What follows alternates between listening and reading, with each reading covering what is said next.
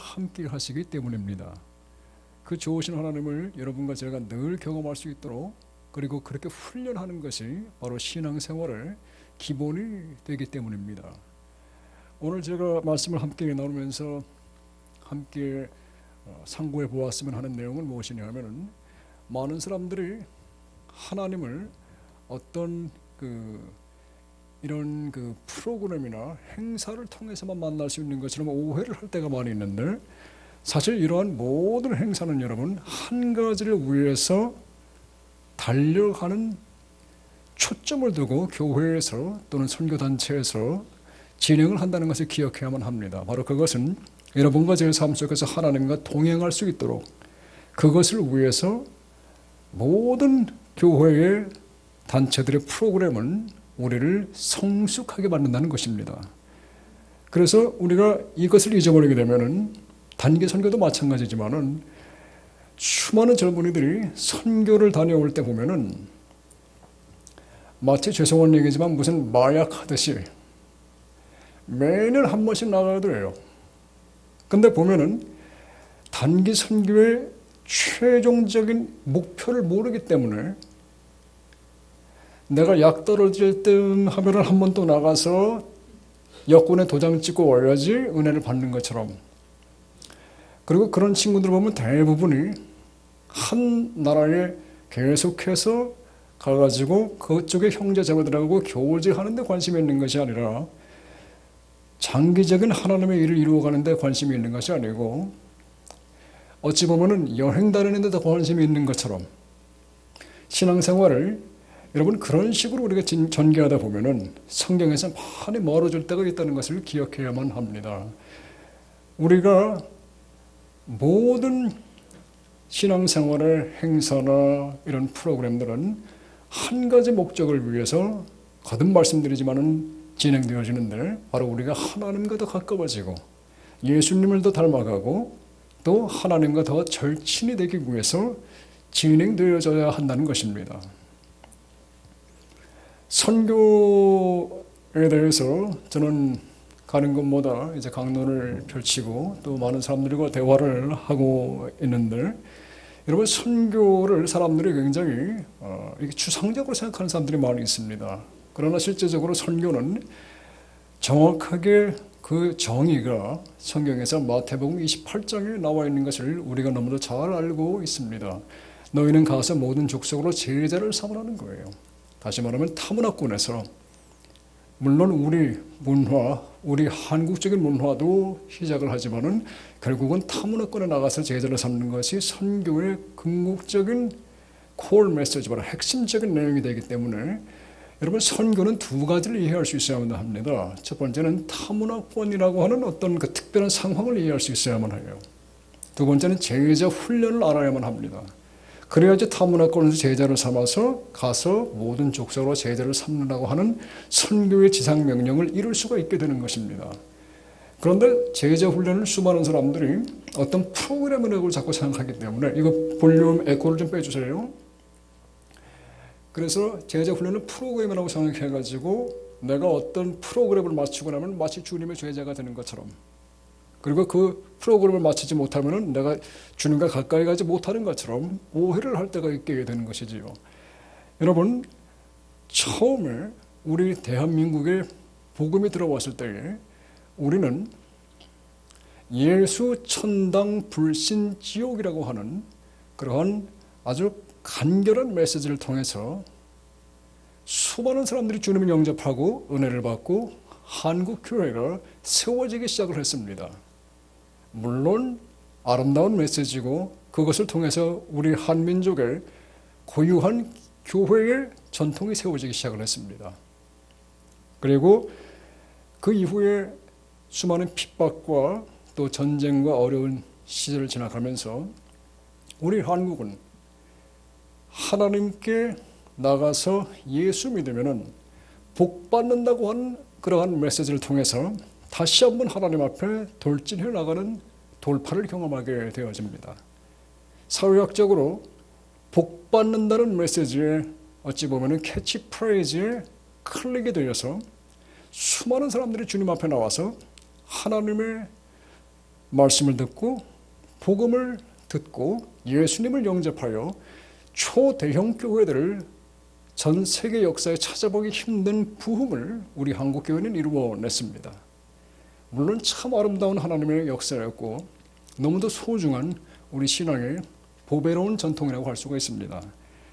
그런데 여러분, 지금 현재 한국교회는 매년 1.5%씩 교인 수가 줄어들고 있다는 사실을 기억할 때에 왜 이런 현상이 나타나는가 좀 상고해 볼 필요가 있다고 생각을 하는 것입니다. 한국교회는 이제 주님께서 우리에게 주시는 메시지를 잘 들을 수 있어야만 합니다. 바로 우리 한국교회 신앙이 다음 스텝으로 나아가야지만 여기서 주님이 원하시는 선교 한국을 이루어내는 중대한 과제를 감당할 수 있게 되어진다는 것입니다. 바로 이것이 여러분과 저의 또 이 아름다운 교회 그리고 우리 한민족의 목표가 되어야 한다고 저는 생각을 합니다. 바로 다음 스텝으로 넘어가야 되는데 그것은 무엇이냐 하면은 예수 천당을 넘어서서 예수 믿으면 복 받는다는 메시지를 넘어서서 예수 믿고 예수처럼 살아갑시다는 메시지를 우리의 삶에서 전파하고 실천해 나가야만 한다는 것입니다. 이 단계에 넘어가지 못하면은 우리 한국교회는 계속해서 어찌 보면 침체를 경험할 수밖에 없는 참으로 안타까운 현실을 주목해야 한다는 것입니다. 오늘 여러분과 제가 읽었던 본문 말씀을 보면은 소위 주기도문이라고 하는 기도문이 나오고 있습니다. 그런데 여러분, 성경에는 주기도문이라는 단어 자체가 등장을 하지는 않습니다. 사실 이것은 정확하게 얘기하자면은 주님이 가르쳐 주신 기도문이라고 하는 사실입니다. 그런데 이것도 수많은 사람들이 오해를 할 수 있는 부분이 무엇이냐 하면은 바로 주님이 이렇게 기도를 하셨다고 생각을 하는 오해가 있을 수 있다는 것이지요. 여러분, 이것은 주님이 하신 기도라기보다는 바로 성자 하나님이 우리들에게 성부 하나님에게 어떻게 기도를 해야 하는지를 가르쳐 주신, 인간들에게 이렇게 기도하라고 가르쳐 주신 기도의 샘플이 된다고 하는 것입니다. 그래서 이 기도를 살펴보면은 우리가 여러분 이 중요한 한국교회의 신앙 성장의 스텝에 있어서 어떻게 신앙을 전개해 나가야 하는지를 잘 발견할 수가 있기 때문에 저는 여러분들에게 이 말씀을 오늘 저녁에 본문같이 한번 나누기를 원했던 것입니다. 우리 신앙생활이 첫 번째, 두 번째 예수 천당과 예수 믿음 복 받는다는 그 두 단계에만 머무르게 되면은 여러분, 우리는 잘못하면은 종교화를 초래할 수 있다는 것을 기억할 수 있어야만 합니다. 수많은 사람들이 주일 예배를 나름대로 시간을 쪼개고 또 나누어서 가급적 일도 나가지 아니하고 한국교회는 주일 성수라고 하는 너무도 아름다운 이러한 신앙의 유산을 우리 자손들에게 남겨주고 있습니다. 그리고 여러분들도 물론 주일날은 가급적 주님 앞에서 성수하려고 노력하시는 건 하나님이 너무도 기쁘게 보신다고 생각을 합니다. 그러나 여기에 한 가지 간과해서는 안 되는 문제가 있습니다. 많은 사람들이 동전의 한 면만을 강조하다 보니까 어떤 생각을 하냐 하면 나도 모르게 이런 강박관념이 들어오게 되어 있습니다. 내가 주일을 주님께 잘 바쳤으니까 나머지 6일은 내 마음대로 살고 싶어 하는 그러한 생각이 살짝 나도 모르게 들어올 수 있다는 것이지요. 수많은 사람들이 11조를 힘들지만은 용단을 내려서 주님 앞에 물질 생활을 헌신하고 인컴의 10분의 1을 쪼개서 하나님 앞에 열심히 충성하는 마음으로 드리고 있습니다. 너무도 감사하지요. 그런데 동시에 무슨 생각을 우리는 나도 모르게 하느냐 하면은 11조까지 하나님께 드렸으니까 19조는 내 마음대로 좀 써보고 싶은 그러한 생각이 나도 모르게 사람은 이 죄성이 있다 보니까 생길 수가 있다는 것입니다. 그런데 여러분, 성경에서 주님이 우리에게 말씀하신 것은 주일에만 거룩하게 지내는 것이 아니라 11조만 하나님께 드리는 것이 아니라 삶의 모든 부분을 주님 앞에 드려달라고 말씀하신다는 것입니다. 산상수련회를 가가지고만 은혜 받는 것이 아니라, 캠프를 가가지고만 은혜 받는 것이 아니라 여러분과 저의 매일의 삶 속에서 은혜를 추구하는 사람이 되기를 원하신다는 것입니다. 여러분, 성경에서 바로 이것이 지혜라고 하는 것입니다. 저는 여러 나라에서 주일을 하면서 이러한 동일한 메시지가 수많은 사람들의 간증으로 나타나는 것을 경험해 왔습니다. 여러분, 생활의 지혜가 무엇이냐 하면은 바로 하나님께 얻어맞고 나오지 말고 차진해서 물질이 있건 없건, 삶이 풀리건 안 풀리건, 내가 대박이 터지건 안 터지건 항상 주님 앞에 나오는 사람이 되면은 그 사람은 어지간해 가지고는 하나님이 큰 축복을 내려주시는 것을 저는 여러 곳에서 보았습니다. 여러분, 하나님이 왜 여러분과 저에게 축복을 안 하기를 원하시겠습니까? 하나님은 좋으신 하나님이세요. 우리 아버지십니다. 오늘 주기도문에서 보면 나오지만 하늘에 계신 우리 아버지, 여러분, 세상에 아버지만큼 여러분과 저에게 친근감을 느끼게 하는 단어도 없을 정도로 그 엄청나게 위대하신 우주의 창조주 조물주 하나님이 내 아버지라는데, 그리고 그분이 당신의 아들까지 십자가에서 나 때문에 죽여갈 정도로 나를 사랑하시는 좋으신 분일진데 왜 하나님이 여러분과 저에게 좋은 거 안 주기를 원하겠습니까? 얼마든지 가장 좋은 걸 주기를 원하시는데 왜 아직은 안 주시냐 하면은 바로 준비가 안 되었다는 것입니다. 무슨 준비가 안 되느냐? 여러분, 하나님은 여러분과 저 자신보다 우리를 더 잘 알고 있다는 사실이에요. 이것이 얼마나 위로가 되는지 모릅니다. 여러분, 사람은 저부터 시작해가지고 나도 내가 내 자신을 모를 때가 수없이 많습니다. 베드로가 자신을 믿었습니다. 주님, 나는 절대 주님 배반하지 않습니다. 그런데 자신도 모르는 사이에 공포와 위기감을 느꼈을 때에 사람은 언제든지 주님을 배반할 수 있게 된다는 것입니다. 그래서 주님의 베드로에게 가르쳐 주시는 것이 무엇이냐면은 너 자신을 믿지 말라는 거예요. 내 명철을 의지하지 말라는 것입니다. 그리고 누군만을 의지할 수 있느냐? 나보다도 나를 더 잘 아시는 하나님을 의지하는 것입니다. 그리고 그 하나님을 늘 의지하는 사람이 되면은 하나님은 그분의 복을 하염없이 여러분과 저에게 부어주시기를 원하고 있다는 사실입니다. 그런데 우리는 이것을 수없이 망각을 해요. 그리고 사람은 저부터도 여러분, 삶에 문제가 있고 어려움이 있을 때 더 절실하게 기도하게 됩니다. 그래서 여러분, 정말 지혜로운 사람은 문제가 없을 때 절실하게 하나님 앞에 나올 수 있는 사람은 정말 지혜로운 사람입니다. 여러분, 저는 아브라함을 참 존경합니다. 그 사람이 부자여서 존경하는 게 아니라 그 사람이 믿음의 조상이라서 존경한다기보다는 아브라함의 성경을 읽어보면 엄청난 갑부였습니다. 그런데 그 엄청난 부에 의존하지 아니하고 끝까지 하나님을 붙잡고 살아가는 사람이었다는 것에 저는 존경을 느낍니다. 다윗이 엄청난 능력의 소유자였습니다. 그런데 물론 그가 중간에 실수하긴 하지만 그래도 끝까지 하나님을 따라가며 하나님의 마음에 합한 대로 살았다는 것을 우리들의 신앙의 존경을 표할 수 있게 되는 것입니다. 바울이 엄청난 능력의 영역의 소유자였어요. 그런데 끝까지 하나님을 의지합니다. 모세도 마찬가지예요. 여러분, 이것이 인생의 지혜입니다. 그렇게 되면은 하나님은 우리에게 마음껏 복을 부어주는 그러한 믿음직한 축복의 소유자로 우리를 삼아준다는 사실입니다.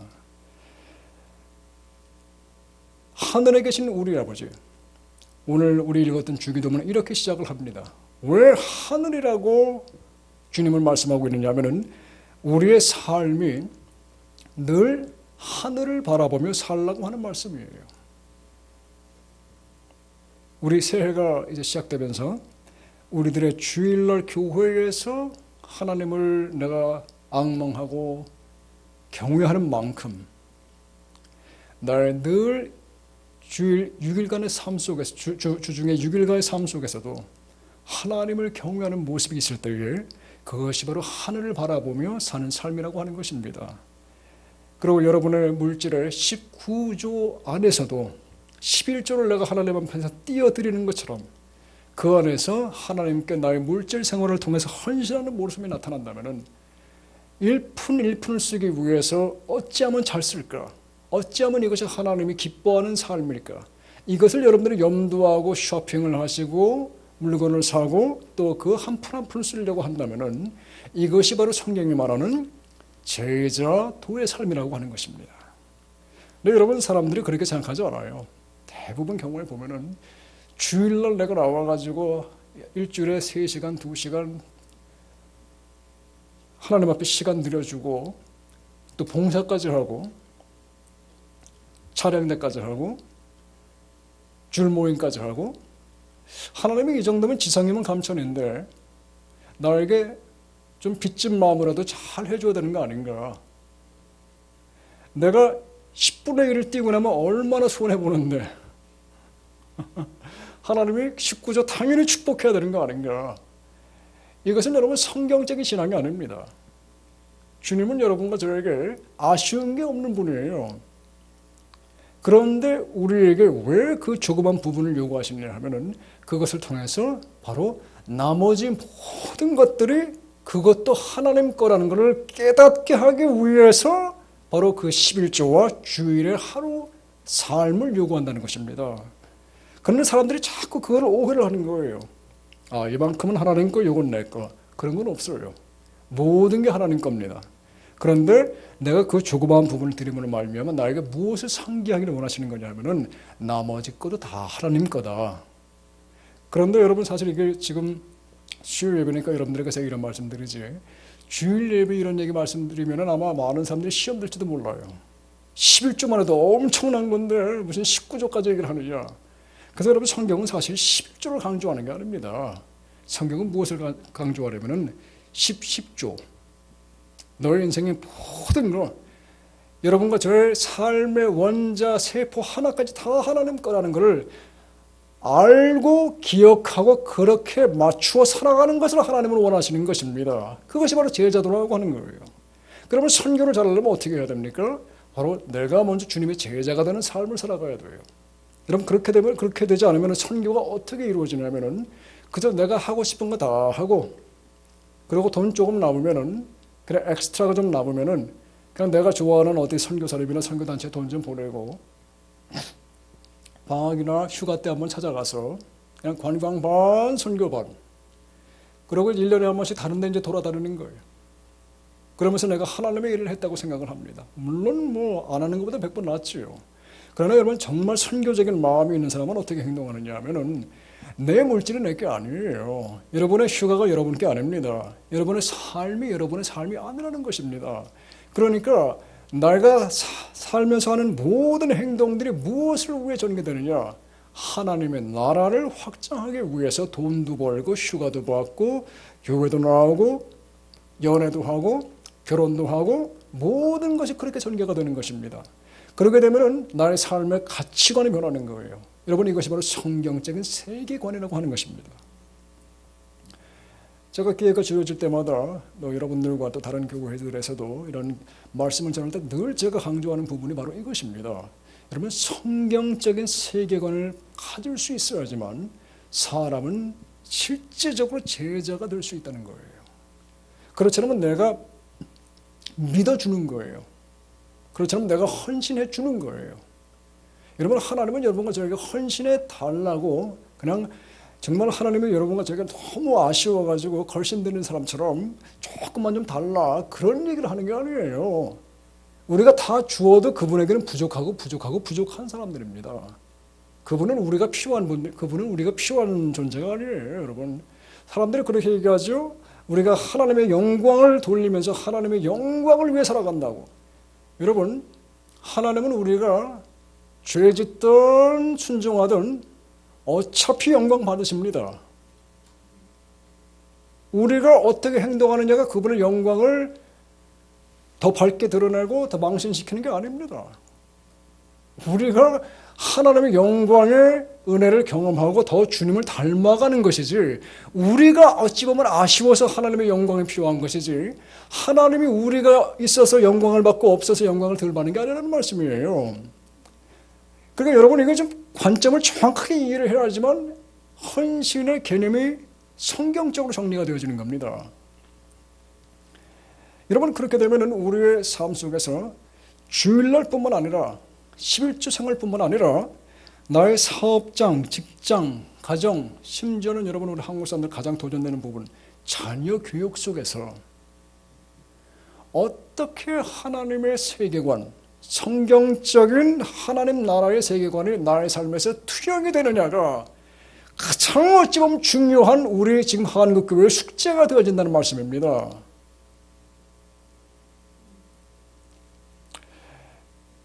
여러분, 제가 아프리카에 있을 때 그런 유머를 들은 적이 있습니다. 어떤 크리스천이 사자에게 쫓기고 있었다고 합니다. 그런데 이 크리스천이 막다른 골목에 이르자 갑자기 손을 모으고 간절히 주님께 기도를 했다고 합니다. 하나님, 저 야만스러운 사자가 하나님을 알게 해 주십시오. 근데 갑자기 달려오는 사자가 멈춰서더랍니다. 그래 너무 희한하고 감사해가지고 살며시 이렇게 가가지고 들여다봤더니 사자가 이렇게 기도를 하고 있더랍니다. 오늘도 저에게 일용할 양식을 주옵소서. 하나님이 여러분 누구의 기도를 응답하셔야겠습니까? 많은 사람들이 자기가 원하는 것을 기도로 구하는 것을 봅니다. 저희 아들이 축구를 합니다. 한 번은 시합 전에 열심히 기도를 하는 거예요. 하나님, 우리 팀이 이기게 해주세요. 근데 그날 졌어요. 상대편에 기도하는 아이가 또 있었답니다. 여러분, 하나님이 누구 기도를 들어줘야겠습니까? 참 민감한 말씀이지만 수능 때 여러분 우리 엄청나게 폭발적으로 한국교회 기도를 하지 않습니까? 하나님이 도대체 어떤 부모의 기도를 들어줘야겠습니까? 간단하지요. 공부 많이 한 놈 붙게 하는 게 하나님의 뜻이지. 여러분, 우리는 어떻게 생각하냐면 내가 열심히 기도하면 내가 아들이 공부를 좀 못해도, 내 딸의 공부가 좀 떨어져도 하나님이 그냥 공부 안 하는 저 예수 안 믿는 사람은 떨어뜨려 주시고 예수 잘 믿는 내 아들 딸은 붙게 만들어 주시고, 이건 여러분 성경에서 말하는 하나님이라고 말씀하기는 조금 부담스러운 요소가 있는 것입니다. 그러니까 우리의 신앙이 하나님이 말하는 성경에서 얼마나 멀어져 있는가를 좀 볼 필요가 있다는 말씀을 제가 여러분들에게 자꾸 이렇게 지금 조율을 해드리고 있는 겁니다. 많은 사람들이 자기가 원하는 것을 하나님이 원하는 걸로 알고 기도를 하는 것을 보게 됩니다. 하나님이 원하는 것을 찾아낼 수 있어야 돼요. 여러분, 예수 믿어 천당 가는 그 말이 우리 성도들의 본분은 아니라고 하는 사실을 기억해야만 합니다. 이거 좀 어려운 설교예요, 여러분. 수요 예배니까 여러분들이 충분히 소화하실 줄 알고 제가 준비를 했는데, 여러분 좀 잘 기도하시는 마음으로 오늘의 말씀을 임해 주시기를 부탁을 드립니다. 예수 믿어서 천당 가는 것만이 우리 성도들의 본분은 아니라고 하는 사실입니다.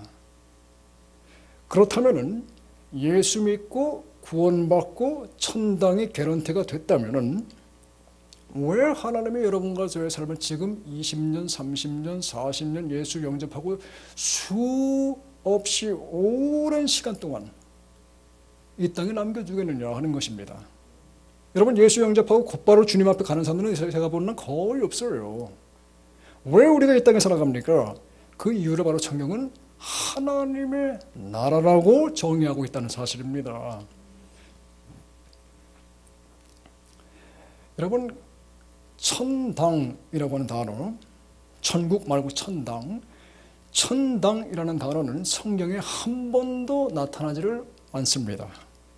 자, 여러분 잘 들으셔야 돼요. 잘못하면 또 이단이라 그러면 안 되니까. 천당이라는 단어는 불교적인 개념의 단어입니다. 성경에는 한 번도 천당이라는 단어가 나타나지 않아요. 다 찾아보세요. 없어요. 천국이라는 단어는 그런데 여러분 마태복음에서만 30번 이상이 언급이 되어집니다. 그리고 다른 성경에서는 한 번도 천국이라는 단어가 나오질 않아요.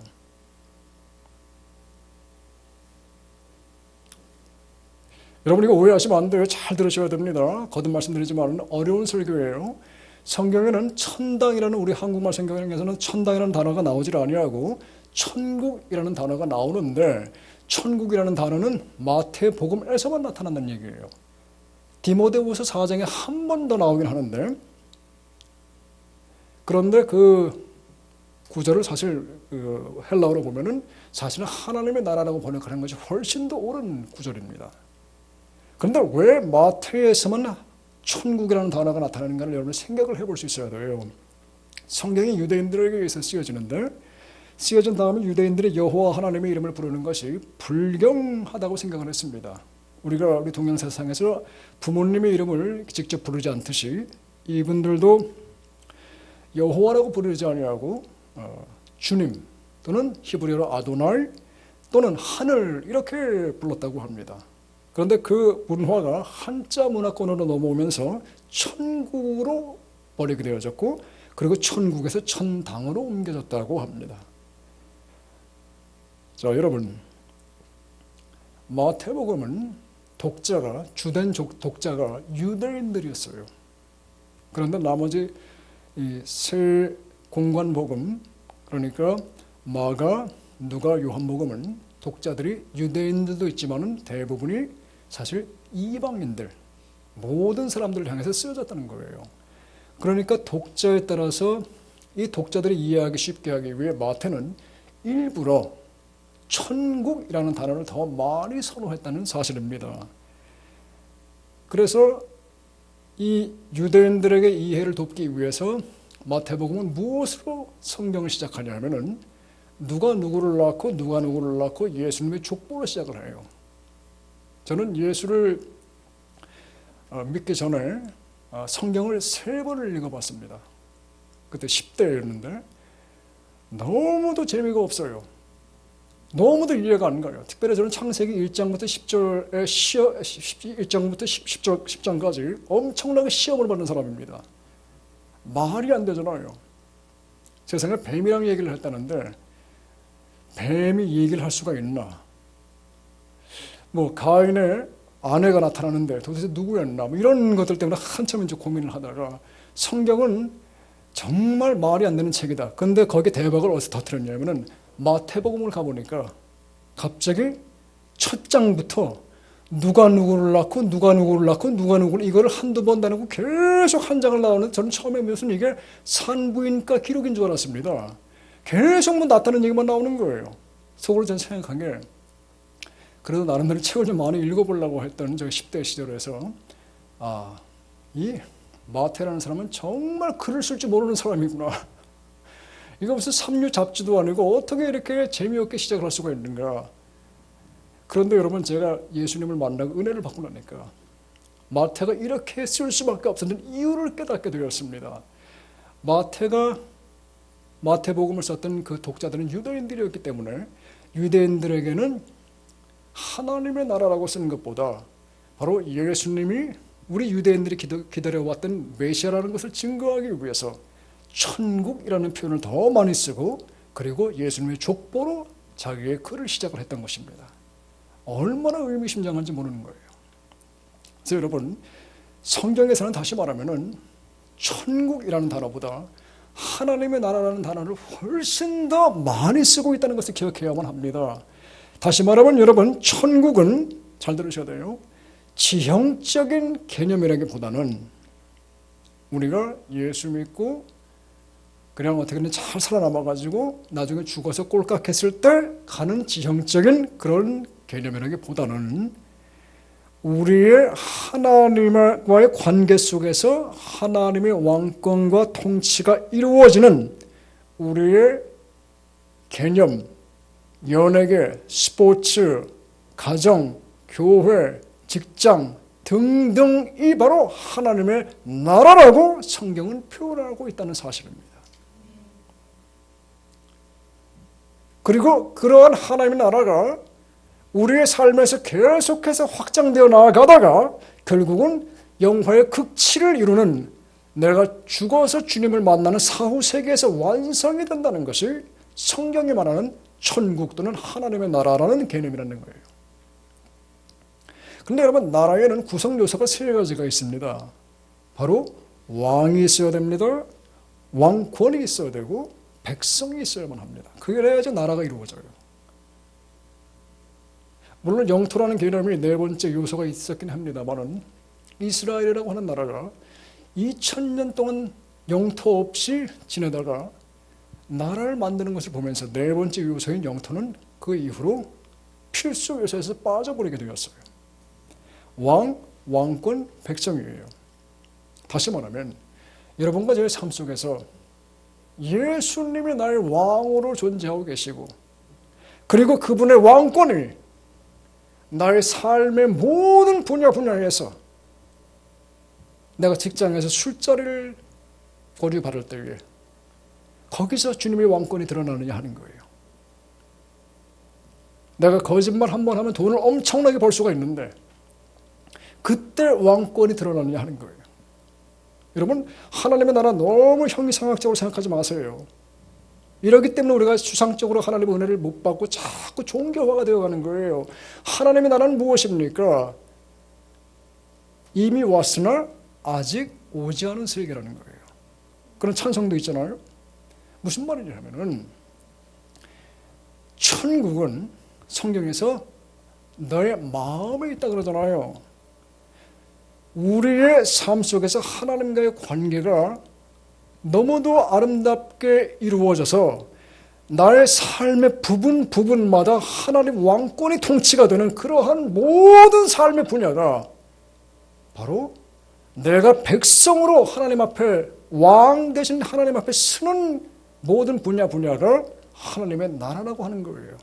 그리고 그 하나님의 나라가 나만 백성이 아니라 수많은 나의 주변의 사람들에게 전염되어 가고 파장되어 나가서 더 많은 하나님의 백성들이 우후죽순 나의 주변으로부터 시작해서, 나의 가정으로부터 시작해서, 나의 학교, 직장, 심지어는 내 나라, 심지어는 저 열방까지 확장되는 것이 하나님의 나라의 확장이라고 성경은 말씀하고 있다는 것입니다. 이것이 바로 선교라고 하는 거예요. 이것이 바로 전도라고 하는 거예요. 여러분, 전도는 사람들에게 내가 화술을 잘해가지고 내 교회에 끌고 오는 게 전도가 아니라, 내가 하나님을 왕으로 인정하는 삶이 다른 사람들에게 그저 파장되어 나가는 것이 바로 성경이 말하는 하나님의 나라의 확장이라고 하는 것입니다. 여러분, 수많은 사람들이 이렇게 얘기를 해요. 특별히 우리 선교사님들을 보면은 당신이 섬기는 것이 다 누구나 할 것이 다 땅끝이래요. 여러분, 정말 땅끝이 어딜까요? 주님이 분명히 말씀하셨어요. 예루살렘과 온 유대와 사마리아와 땅 끝까지 이르러 내 증인이 되리라고 말씀하셨는데, 여러분, 지구가 둥글다고 하는 사실을 예수님이 아셨을까요? 모르셨을까요? 왜 모르겠습니까? 당신이 만들었는데. 그런데 그 주님이 땅 끝까지 증인이 된다는 얘기는 무슨 얘기냐면은 바로 땅의 시작이 땅 끝이라는 얘기고, 땅 끝이 땅 시작이라는 말씀이에요. 바로 여러분과 제가 주님과의 관계를 시작하는 그 지점, 나의 삶에 내가 서 있는 이 지점, 저는 지금 설교를 하고 있고 여러분들은 앉아서 하나님의 말씀을 듣고 계시는 이 지점부터 여기가 땅 끝이자 땅이 시작이 된다는 개념이라는 것입니다. 그래서 여러분, 하나님의 나라를 확장하는 것은 내가 교회에서 설교를 하든, 여러분들이 사업장에서 물건을 파시든, 집에서 설거지를 하든, 학교에서 공부를 하든 아무런 상관이 없습니다. 여러분, 성경에는 성직이라는 단어가 나타나지 않아요. 이건 중세시대에서 완전히 교회를 지금 어렵게 만드는 잘못된 단어입니다. 성직이라는 것은 나의 삶 속에서 내가 길거리에서 땅콩을 팔든, 내가 교회에서 설교를 하든, 내가 학교에서 교수로 가르치든, 아니면 내가 주부로서 아이들을 키우든 간에 나의 삶 속에서 하나님의 왕권의 통치가 되는 그러한 모든 분야가 바로 하나님의 나라의 완성이 되는 땅 끝이라고 하는 것입니다. 이렇게 생각하면 여러분, 사람이 절대 종교화가 될 수가 없습니다. 자꾸 일주일에 하루는 거룩한 날, 그리고 산상수련회 가면 더 어떤 은혜가 넘치는 것 같고, 물론 그런 경험이 있어야 돼요. 기회도 있어야 되고, 물론 그런 사람이 이제 결혼 생활하면은 여러분 가끔 가다가 같이 살지만은 그래도 일주일에 한 번씩, 2주일에 한 번씩 데리고 나가서 같이 아내랑 남편이랑 시간을 보내야 하는 것처럼 맨날 같이 살았는데 그게 무슨 소용이 있습니까? 어떤 기회를 만들어서 더욱더 가까운 사이를 우리가 확인을 하는 것처럼, 물론 하나님과의 관계 속에서도 특별한 이런 은혜의 체험들이 있습니다. 그러나 그걸 통해서 우리가 무엇을 추구하는 거냐면은 하나님의 나라를 추구하는 거예요. 언제나 어디서나 무엇을 하든 간에 하나님과 동행하는, 그리고 그분의 왕권이 계속 더 나를 지배하게 만들어버리는 거예요. 그래서 그 지배하심이, 통치하심이 다른 사람에게 계속 전파되어 나가는 그 하나님의 나라를 위해서 우리가 살아가야 된다고 성경은 말씀하고 있는 것입니다. 이것이 바로 한국교회가 직면하고 있는 다음 숙제라고 저는 개인적으로 생각을 합니다. 예수 천당 믿고 우리 은혜 받았어요. 괜찮습니다. 예수 믿는 복 받는다 그래가지고 교회가 성장했어요. 좋아요. 그러면은 이제 다음 단계로 넘어가야만 합니다. 여러분, 그냥 건강하게 살다가 복이나 좀 구하다가 아프지 않고 죽을 때, 이 세상 떠날 때 천국에 잘 들어가기만 하면 된다. 그냥 삶에서는 내가 50년을 살든 60년을 살든 그냥 건강하게 아프지 않고 그냥 주일날만 잘 섬겨드리고 11조까지 내드리고 그러다가 그냥 아무 탈 없이 죽는 게 그게 신앙생활의 복이라고 생각하면 여러분, 죄송합니다, 정말 그 신앙은 미성숙한 것입니다. 여러분, 성경적인 제자도는 나의 삶의 모든 분야에서 하나님 나라가 임하게 만드는 거예요. 이것이 바로 여러분과 저의, 우리 교회의, 또 우리 모든 하나님을 섬기는 성도들의 가정의 목표가 되어야 될 줄로 믿습니다. 사실 여러분이 오늘 이 본문에 나오는 주기도문은,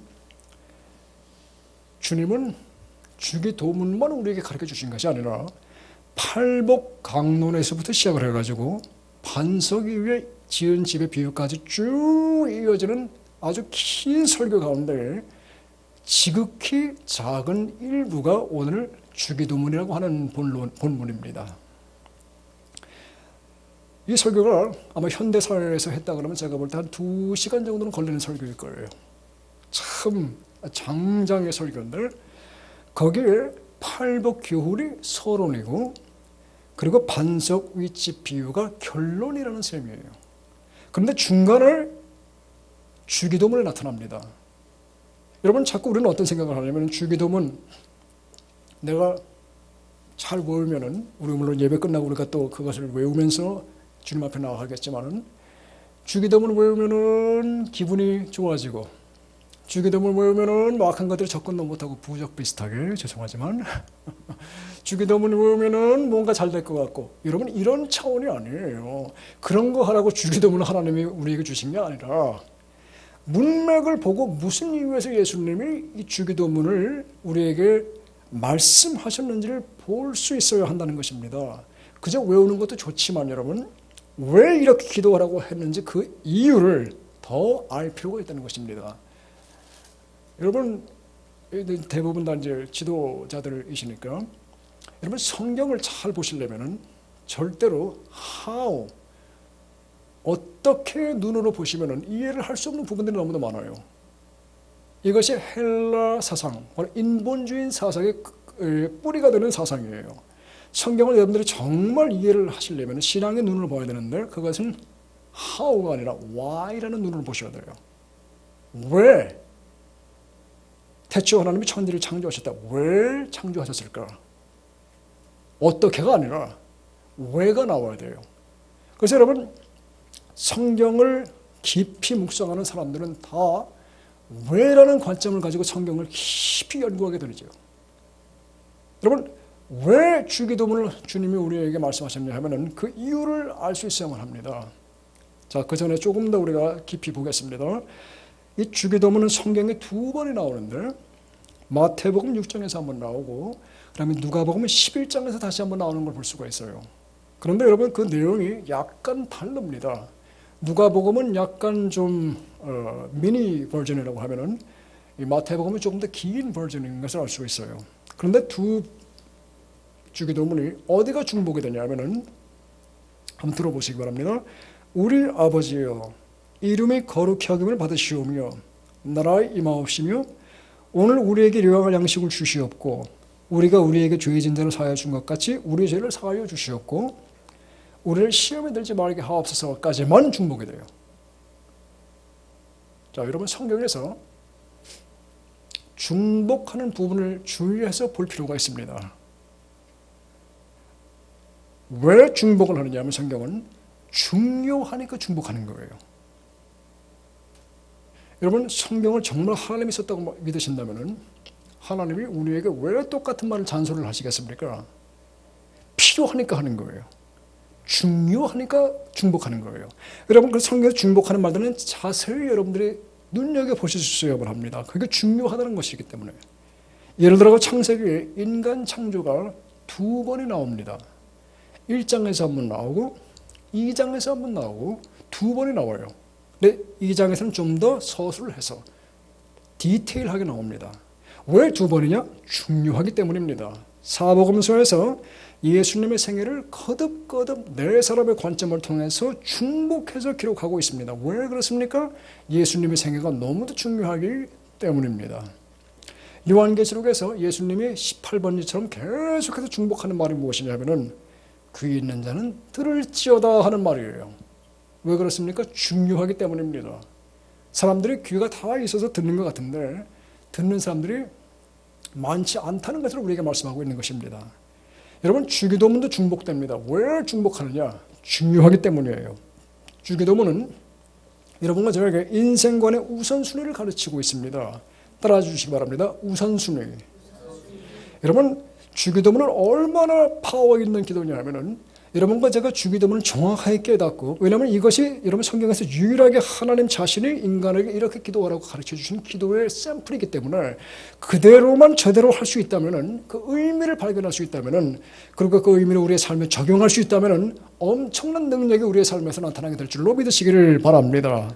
철저하게 우선순위를 가르치고 있는데 첫 번째 하늘에 계신 우리 아버지 기도하면서 무엇 먼저 우리가 기도하냐면은 아버지를 부르라는 거예요. 아버지 되신 하나님과의 관계가 무엇보다 여러분과 저의 삶 속에서 중요한 신경 써야 되는 인생의 우선순위라고 하는 것입니다. 재테크보다, 연애보다, 결혼보다, 돈보다 훨씬 더 먼저 신경 써야 되는 부분이 뭐냐면 나와 하나님과의 관계라고 하는 것을 기억하라는 말씀입니다.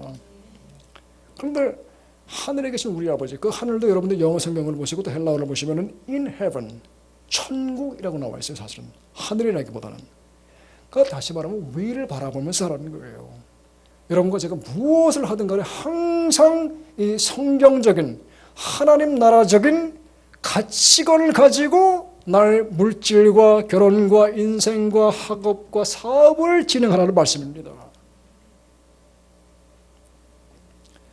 그리고 여러분 주기도문은 여러분들이 어렵게 풀어 보실 수도 있겠지만은 사실 헬라어 원문을 보면은 2문장입니다. 첫 번째 문장은 뭐냐면은 하나님을 찬양하고 그분과의 관계를 정립하고 그분께 나의 모든 것을 드리는 순복의 단계의 기도를 의미하고 두 번째 문장이 시작하는데 뭐냐면은 그 다음은 사람들과의 관계로 정립이 되어져요. 하늘에 계신 우리 아버지 이름이 거룩히 여기를 받으시오며 나라의 임하옵시며 뜻이 하늘에서 이루어진 것 같이. 여러분 하나님의 이름이 존귀하게 되고 나라가 임하고 그리고 뜻이 이루어지는 것, 이거는 다시 말하면 동일한 말씀을 헬라어 문법에서 3번을 거듭하는 거예요. 왜 그럽니까? 다시 한번 중요하기 때문이에요.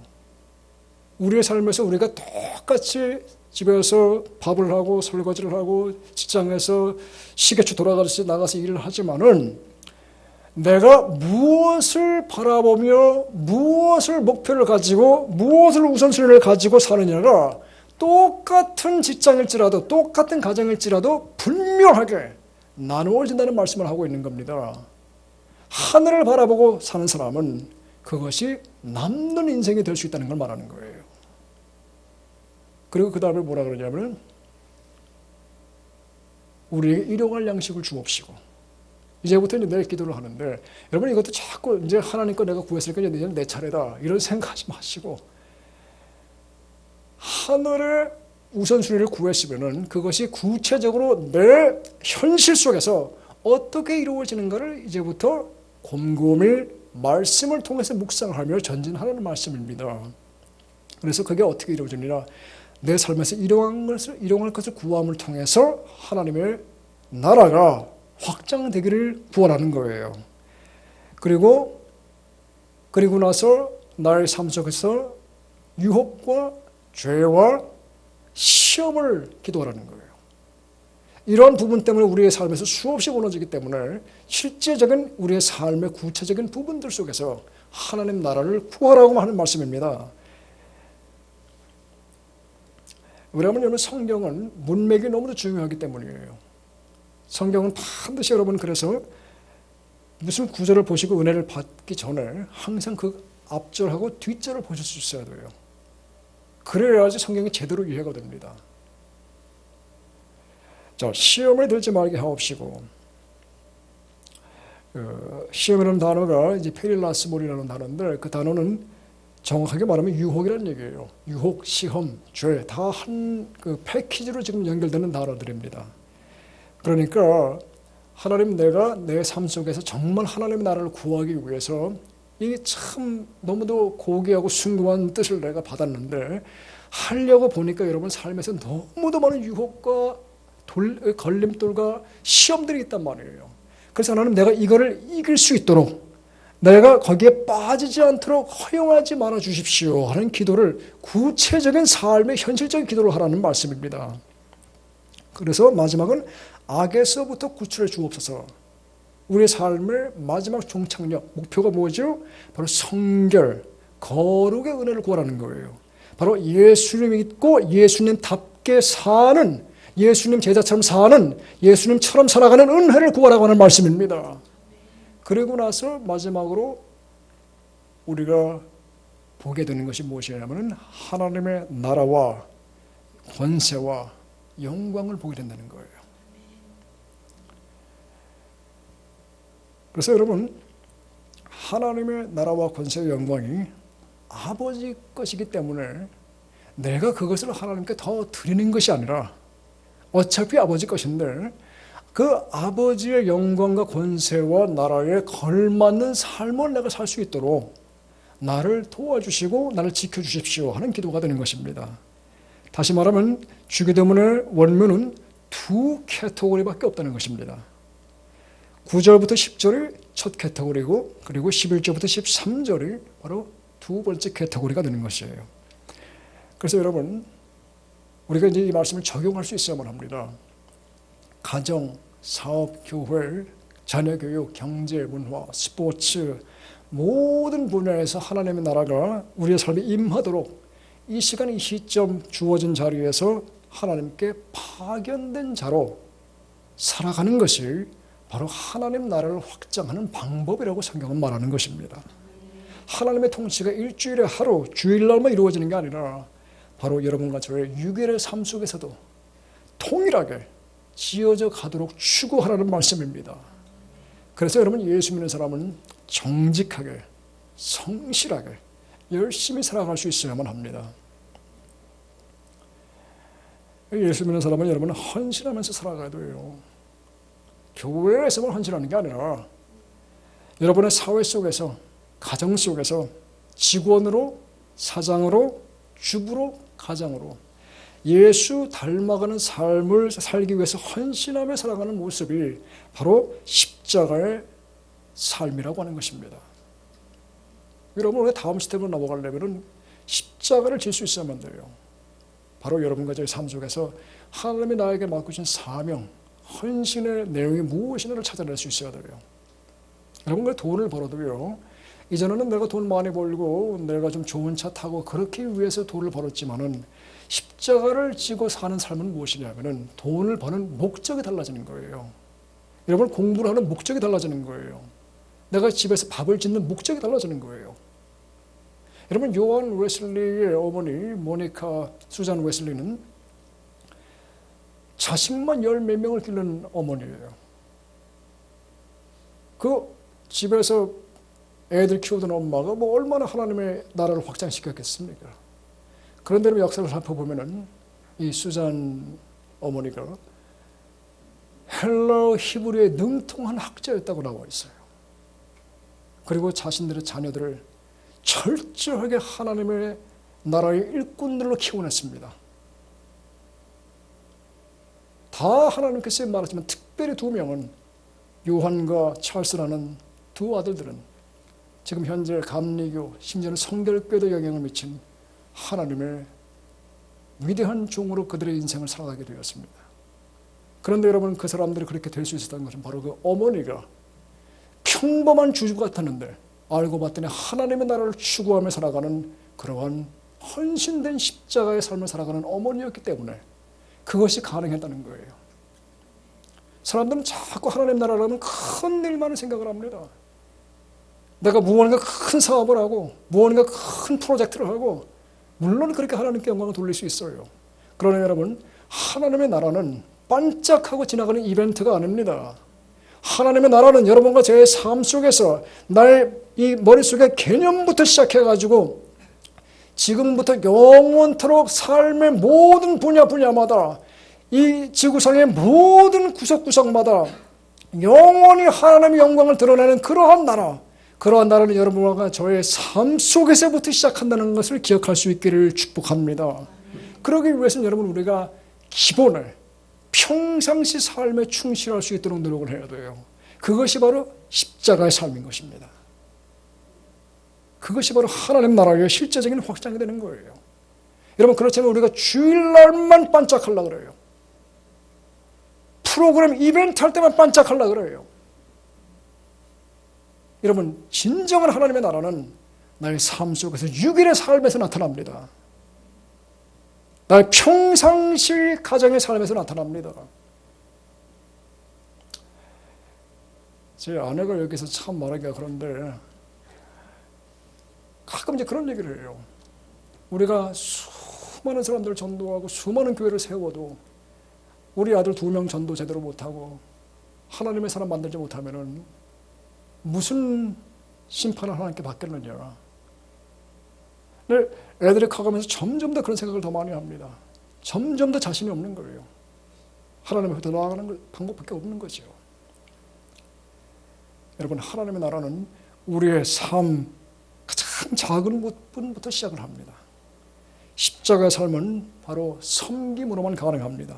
그래서 여러분, 교회에서는 서열이 있으면 안 돼요. 여러분, 초대교회를 살펴보면 교회에 서열이 없었습니다. 서열이 딱 하나 있습니다. 사실 정 따지자 하면은 초대교회에 무슨 서열이 있었냐면 헌신의 서열이 있었어요. 여러분, 지금 우리 한국교회 문제 중에 하나가 뭔지 여러분 너무 잘 아시겠지만은 이 서열이라는 거예요. 여러분, 성경에서는 지도자는 섬기는 본을 보여야 됩니다. 지도자일수록 더 헌신해야 돼요. 여러분, 초대교회에서는 목사, 장로가 제일 먼저 순교의 대상이었습니다. 제일 먼저 사자밥 되는 거예요. 그게 서열이었어요. 근데 지금은 완전히 거꾸로 되어 있잖아요. 성직이라는 개념도 없었어요. 여러분과 제가 무엇을 하든 간에, 물론 교회에 이제 은사가 있고 다 질서가 있습니다만은 제가 그런 얘기를 하는 게 아니라, 여러분, 우리는 모두가 하나님 앞에서 성스러운 거룩한 직함을 받은 사람들입니다. 하나님 나라를 지어가야 되는 사람들이에요. 그런데 우리 역할이 다른 거예요. 주부로 하는 사람도 있고, 사장으로 하는 사람도 있고, 학생으로 하는 사람도 있고, 설교자로 하는 사람도 있고, 선교사로 하는 사람도 있고, 또 우리 방송실에서 저렇게 하는 사람도 있고, 이것이 바로 하나님의 나라에 주어진 역할을 감당하는 것입니다. 그리고 누구만 뜨는 거냐? 예수님만 뜨는 거예요.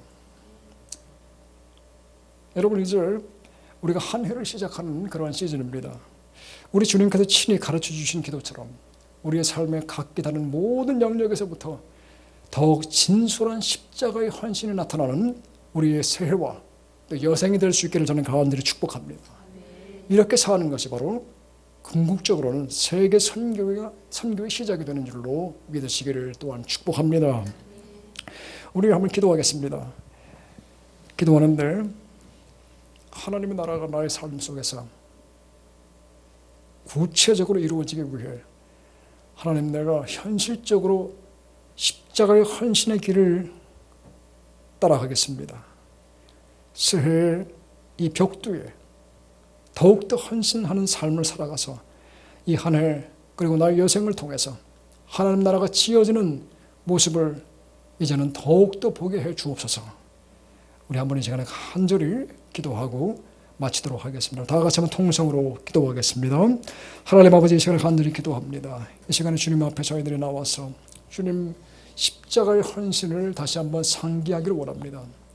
주님께서 우리들의 삶